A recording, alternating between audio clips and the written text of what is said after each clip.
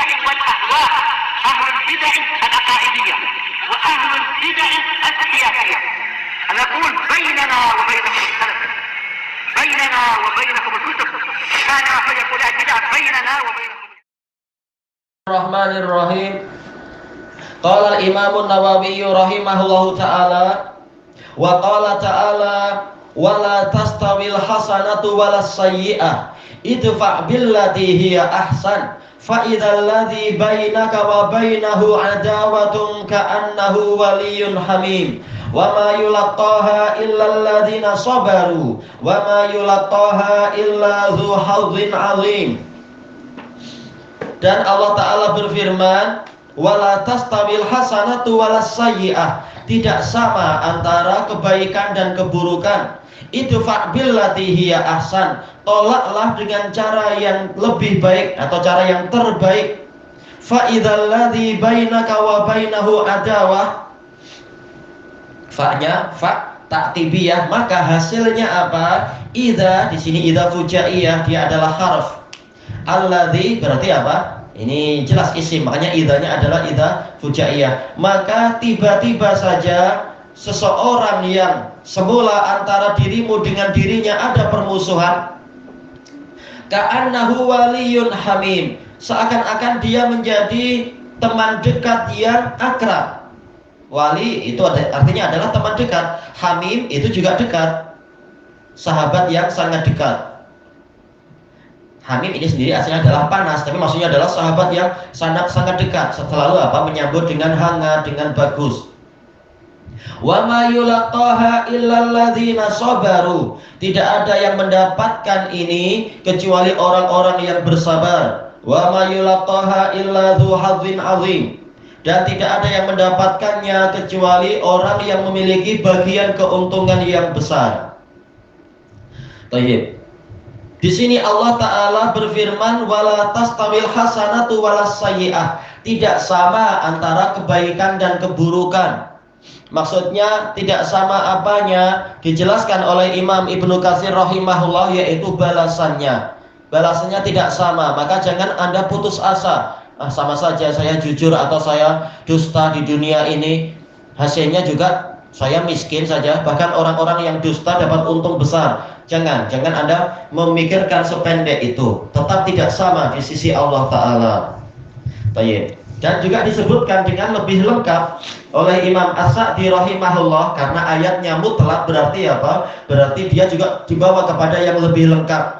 Tidak sama antara kebaikan dan keburukan. Apanya? Zatnya, sifatnya, dan balasannya. Jelas secara zatnya lain. Kejujuran dan kedustaan itu lain. Kita sendiri tahu itu.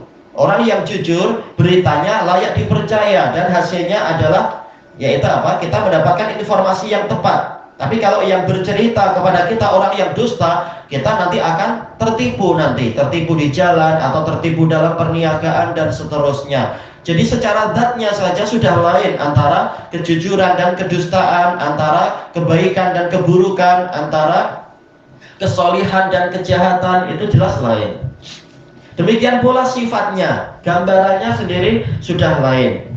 Kemudian hasilnya juga lain bagi pelakunya. Orang yang baik dia akan mendapatkan pahala dan masuk surga. Orang yang buruk, orang yang jahat, dia akan mendapatkan dosa dan masuk ke dalam neraka. Maka hasilnya memang lain. Demikian pula di dunia, keberkahannya lain.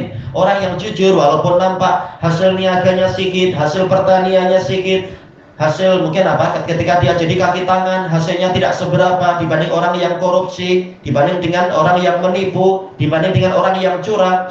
Tetapi berkahnya lain, yang itu cepat habis, cepat rusak. Yang ini diberkahi oleh Allah. Dan seterusnya, tidak perlu hutang ke ahli, dan juga kesehatannya lebih terjaga daripada orang-orang yang duit banyak tapi tidak diberkahi tadi, sakit ini, sakit itu, dan seterusnya. Anaknya yang makan dari makanan yang halal juga jadi anak yang baik. Sementara yang itu makan dari harta-harta yang haram, anaknya jadi degil, jadi jahat, jadi penjahat atau dan seterusnya, membawa kesengsaraan bagi orang tua. Maka hasilnya itu pasti lain. Kalau demikian, maka ambil langkah yang baik, tinggalkan langkah yang buruk. Inilah hikmah dari disebutkannya sebuah informasi, sebuah berita dalam Quran. Kalau sudah tahu tidak sama, maka apa? Ambil yang baik, tinggalkan yang buruk. Kemudian di antara langkahnya bagaimana? Idfa' billati hiya ahsan. Di dalam pergaulan sehari-hari, tolaklah suatu keburukan dengan cara yang terbaik. Nah, sekarang keburukan bukan ditolak dengan kebaikan, bahkan dengan yang terbaik. Allah tidak mengatakan idfa' billati hasan, bukan, tapi idfa' billati hiya ahsan. Ini nasihat yang memang apa? Sangat tinggi sekali. Jelas kebaikan, keburukan itu ditolak dengan kebaikan, ma'ruf. Sebagaimana dalam ayat yang lain, apa itu?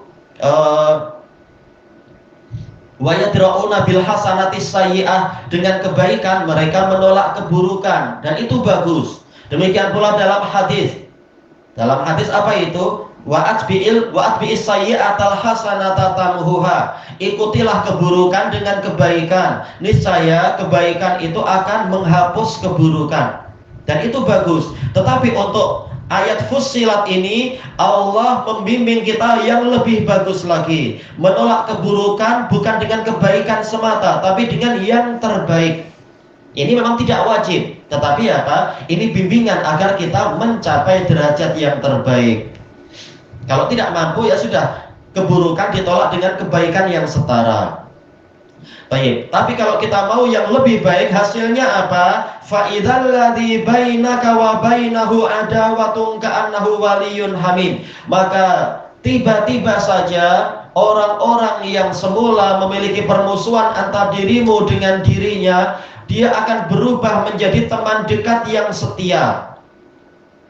Baik. Tapi ini untuk siapa? Untuk sesama manusia. Adapun untuk syaitan, itu apa? Untuk jin, syaitan dari kalangan jin, maka caranya lain. Makanya nanti setelah menyebutkan ayat ini, Allah Ta'ala mengatakan, yaitu apa?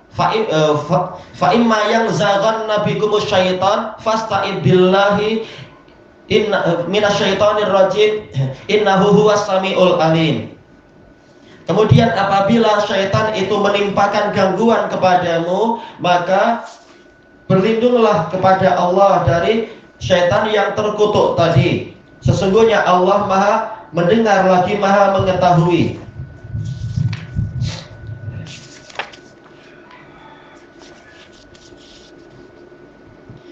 Itu apa? Dalam Fussilat ayat yang ke 36, yaitu Allah Ta'ala berfirman di sini. Mana ini? Wa imma, tadi pakai fa, ya betul Pak. Wa imma yang zaghannaka minasyaitoni nazghun fasta'id billah. Tadi salah. Wa imma yang zaghannaka minasyaitoni nazghun fasta'id billah innahu huwas samiul alim. Dan apabila syaitan itu ada suatu gangguan dari syaitan, maka mohonlah perlindungan kepada Allah. Sesungguhnya Allah Maha mendengar lagi Maha mengetahui. Dijelaskan oleh Imam Ibnul Qayyim rahimahullahu ta'ala di dalam kitab beliau Zadul Ma'ad, bahwasanya syaitan dari kalangan manusia itu ditolak dengan cara yang lebih baik, karena masih mungkin untuk apa? Untuk hatinya itu dibimbing kepada yang lebih baik, untuk diajak dan sebagainya. Tapi syaitan dari kalangan jin, tak ada cara bagi kita untuk berdamai dengan dia. Tak mungkin ada perdamaian. Dia sudah bersumpah di hadapan Allah untuk memasukkan kita ke dalam neraka.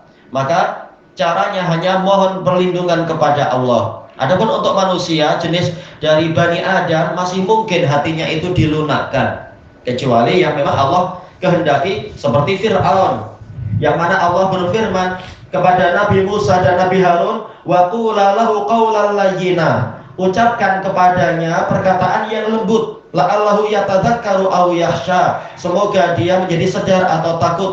Tapi setelah sekian lama didakwai, memang apa? Memang syaitan jin itu sudah bersatu dengan dia, sudah susah. Sampai-sampai apa? Nabi Musa sendiri sudah sampai berdoa, yaitu mengatakan wasjud ala qulubi fala yu'minu hatta yarawul adzabal alim, yaitu keraskan hati-hati mereka ya Allah, sehingga mereka tidak beriman, sehingga mereka melihat siksaan yang pedih. Dan Allah tidak menyalahkan Nabi Musa karena apa? Nabi Musa maksum. Beliau tahu memang setelah sekian tahun Fir'aun memang macam itu aja. Makanya Allah mengabulkan doa itu. Qad ujibat da'watukuma. Doa kalian berdua telah dikabulkan. Ini memang dia betul-betul sudah menyelisihi fitrah manusia, Fir'aun. Bahkan apa? Mungkin tak ingin jadi manusia, dia ingin jadi Tuhan memang dia kenyataannya. Tapi asal manusia, dia masih mungkin keburukannya itu ditolak dengan kebaikan, lalu dia jadi orang yang baik, jadi sahabat yang setia. Makanya disebutkan oleh Al-Imam Ibnul Qayyim rahimahullahu ta'ala di dalam kitab yang lain lagi, yaitu dalam Bada'iul Fawaid, ketika menyebutkan beberapa cara untuk menghadapi kedengkian orang lain. Di antara caranya, kata beliau, dan ini hanya orang tertentu yang mampu mencapai tingkatan itu, yaitu setiap kali orang yang dengki itu berbuat jahat, kita berbuat baik pada dia. Nanti lama-lama hati dia akan luluh. Kalaupun tidak demikian, maka apa? Orang-orang di sekeliling dia yang akan luluh sama kita. Mereka bukan orang yang buta. Mereka akan lihat, ini teman saya selalu berbuat jahat kepada si fulan, tapi selalu saja si fulan berbuat baik, memaafkan, bahkan sering kasih hadiah. Kalaupun orang itu tak mau taubat, maka apa? Orang-orang di sekeliling dia yang akan membela kita, yang akan menjadi tentara Allah Ta'ala untuk menolong kita. Sebagaimana yang terjadi di Fir'aun itu, dia tak tobat walaupun pakai cara yang seperti yang Allah perintahkan, karena memang dia sendiri memang boleh dikatakan bukan manusia, dia sudah bersatu dengan setan. Tapi apa? Justru orang di sekelilingnya yang mau masuk Islam, bahkan istrinya sendiri Asiyah binti Muzahim masuk Islam, sampai diabadikan ceritanya di dalam Quran.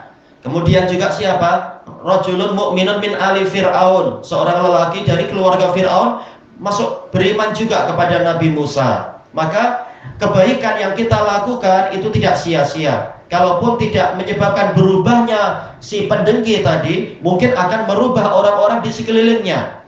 Ibnul Qayyim menyebutkan dalam kitab beliau Bada'iul Fawaid, nanti orang-orang di sekeliling dia yang akan menjadi tentara kita untuk membela kita menghadapi orang yang dengkinya melampau itu. Dikasih kebaikan malah semakin jahat misalkan.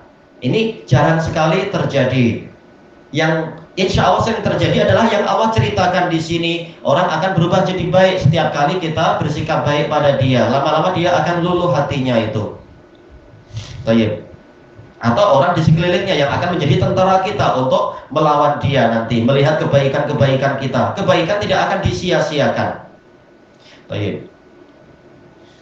Kemudian Allah berfirman, wa ma yulaqaha illal ladzina sabaru. Tidak ada yang mendapatkan ini kecuali orang-orang yang bersabar. Disebutkan oleh Imam Ibnu Katsir rahimahullahu taala, yaitu apa? Tidak ada yang mendapatkan keutamaan ini mampu untuk melawan hawa nafsunya, mampu melawan amarahnya, melawan rasa dendamnya. Kemudian apa? Memilih menggunakan cara yang terbaik. Tidak ada yang mampu mencapai level ini illal ladzina sabaru, kecuali orang-orang yang bersabar, yang dia yakin orang yang bersabar mendapatkan pahala tanpa ada batasannya, pahala yang sebanyak-banyaknya.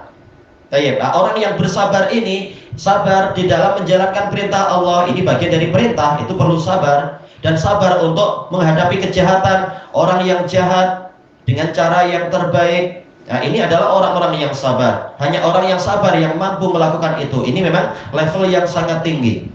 Wa ma yulaqaha illa dzu hazzin azim. Tidak ada yang mendapatkan keutamaan ini dan karakter yang bagus ini kecuali orang yang akan mendapatkan keuntungan yang sangat besar. Di dunia dia memiliki banyak pecinta nantinya.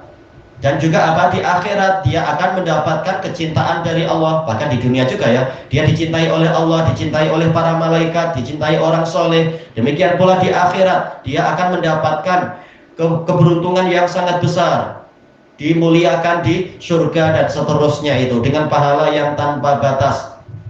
Wajazahum bima sabaru jannatan wa harira. Dengan sebab kesabaran mereka, Allah memberikan jaza, memberikan balasan dua jenis, yaitu jannah dan harir.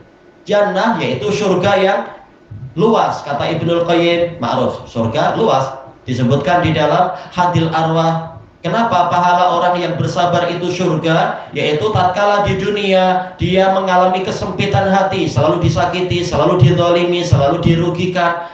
Hatinya jelas terasa sempit. Siapa yang tidak sempit? Tetapi dia bersabar. Dia tidak membalas mencaci maki, membalas memukul, dan semacam itu, membalas mendolimi orang tadi. Tidak. Dia memilih bersabar.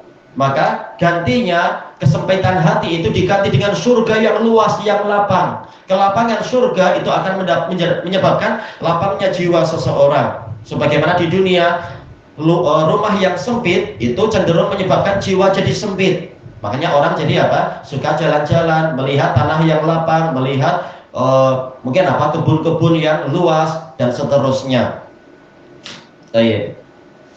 Nah, di surga nanti, surganya luas, jiwa kita betul-betul lapang, berbahagia. Dan yang kedua adalah wahariro, mendapatkan sutra. Apa kena-mengena balasan orang yang bersabar itu adalah sutra? Dijelaskan oleh Ibnul Qayyim rahimahullahu ta'ala di dalam kitab Hadil Arwah, yaitu tatkala di dunia dia merasakan khusyunatul hayah, yaitu kerasnya kehidupan, kasarnya kehidupan, susah payah. Istilahnya apa itu? Perah keringat banting tulang, pagi petang siang malam hanya dapat duit sedikit, yaitu kehidupan yang serba susah. Kulitnya pun mendapatkan kain-kain yang kasar, yang keras, dan seterusnya. Tapi nanti di surga dengan kesabarannya itu dia mendapatkan sutra. Yang disebutkan oleh sebagian salaf, halusnya pakaian sutra di surga itu sampai-sampai apa? Seseorang dalam satu hari dia langsung memakai pakaian 70 lapis sutra. Sutra lembut dan halus, masing-masing punya keindahan yang melampau. Ternyata apa? Sekali pakai 70, dia tidak akan berat memakai sutra sebanyak 70 lapis. Karena apa? Sangat halus. Dan sutra itu walaupun setebal itu, 70 tebal, tapi apa? Kalau dia ditekan-tekan, dia akan mampu dimasukkan ke dalam lubang jari, yaitu kalau jari telunjuk dengan jari ibu jari itu disatukan, terbentuk lubang di situ. Itu sutra yang setebal 70 lapis itu boleh masuk ke situ, saking nipisnya, saking halusnya.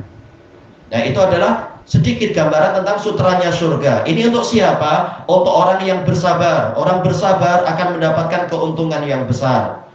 Kenapa Imam An-Nawawi rahimahullah ta'ala menyebutkan hadis ini, ayat ini di dalam bab ini terkait dengan masalah apa? Al-hilm. Hilm ini kesabaran, tidak tergesa-gesa menimpakan hukuman. Tayyib ilahuna wallahu a'lam.